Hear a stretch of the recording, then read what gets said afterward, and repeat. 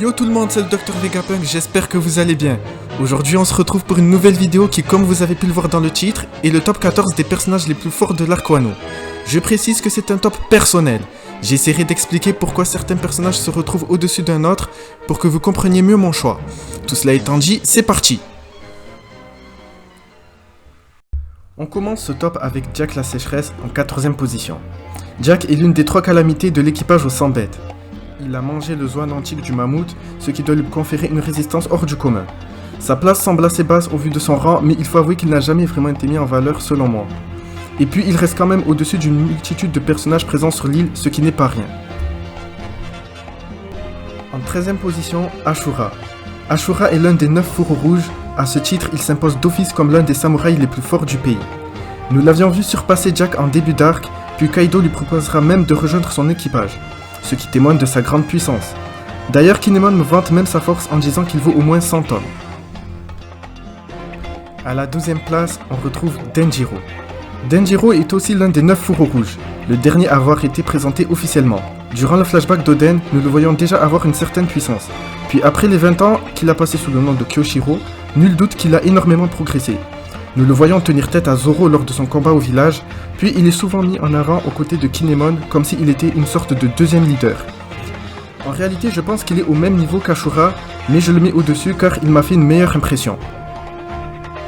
En 11e position, Inuarashi et Nekomamushi. Impossible pour moi de départager les deux tellement ils se valent en termes de puissance. Inuarashi et Nekomamushi font aussi partie des fourreaux rouges. Ils sont également les rois du pays des Minx.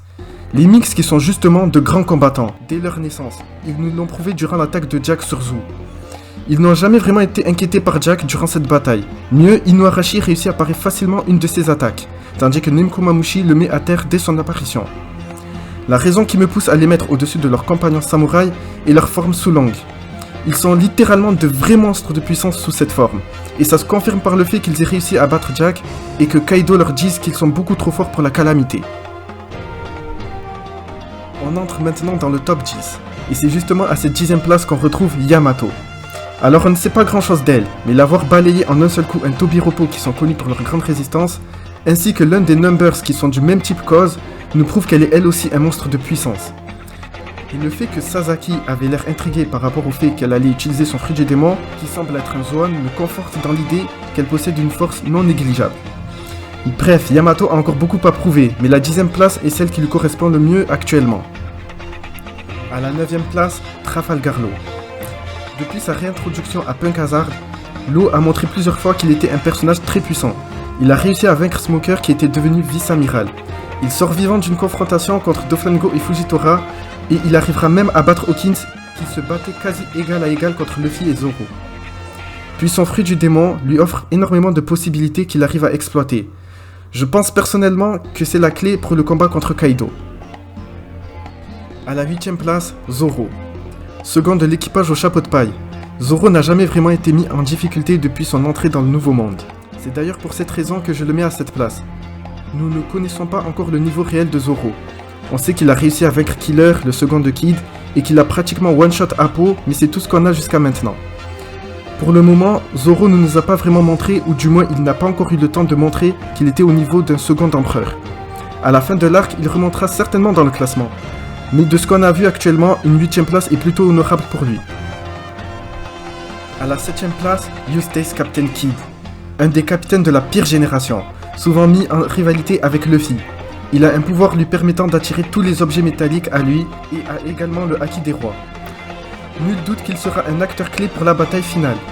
Il nous a prouvé plusieurs fois en défiant un empereur qu'il était un grand pirate et qu'il a sa place parmi les plus grands. À titre personnel, j'en attends beaucoup de lui durant la bataille finale. À la 6e place, Queen la Pandémie. En tant qu'une des 3 calamités de Kaido, il doit posséder une force incroyable. On sait qu'il est assez malin pour confectionner des poisons mortels.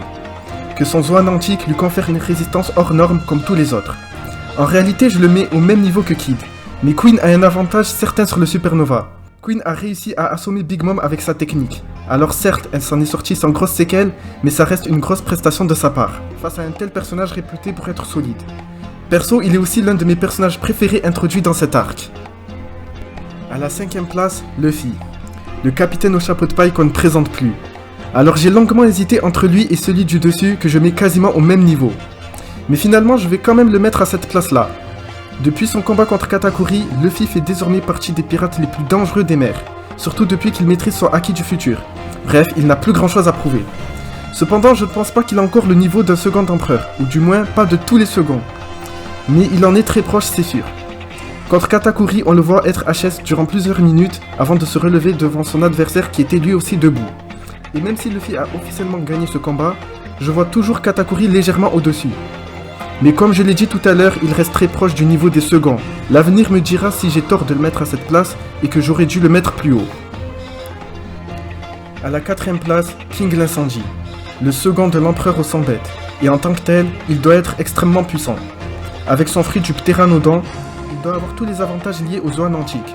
Sans compter qu'il a réussi à repousser l'équipage de Big Mom sans problème lorsque son capitaine lui a demandé.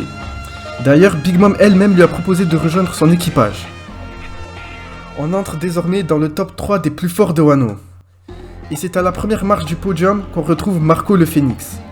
Second de l'équipage de Barbe Blanche, détenteur du fruit du Phénix, qui est sans doute l'un des plus puissants fruits du démon vus dans le manga, il a la capacité de se régénérer, d'être insensible aux projectiles comme un Logia, et ses flammes sont spéciales. Marco a prouvé qu'il pouvait tenir tête aux amiraux en envoyant valser l'un d'entre eux durant la guerre de Marineford. Il doit sans aucun doute être le second le plus puissant qu'on ait vu. En seconde position, Big Mom. Elle pourrait tout aussi bien être première, mais je la mets quand même à cette place. Elle est l'une des Yonko et donc un des personnages les plus forts du manga.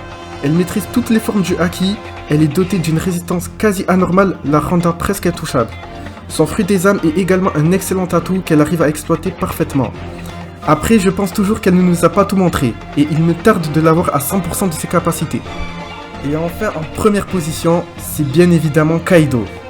Ai-je vraiment besoin de développer plus que ça? Il est la créature la plus forte du monde. Il ne peut littéralement pas mourir. Sa puissance est telle qu'il pourrait détruire une montagne avec une petite boule de feu. Avec son fruit du dragon, il peut carrément changer la météo à chacune de ses apparitions. Il ne broche même pas face au coup de Luffy en Gear 4, pire encore, il envoie valser ce dernier comme si de rien n'était. Il se débarrasse des 9 fourreaux rouges qui étaient pourtant en train de livrer le combat de leur vie. Et quand je vois tous les plans mis en place pour essayer de le faire tomber, je me demande vraiment si c'est possible de réaliser une telle chose tellement il est imbattable. C'est déjà la fin de cette vidéo. Dites-moi dans les commentaires ce que vous en avez pensé.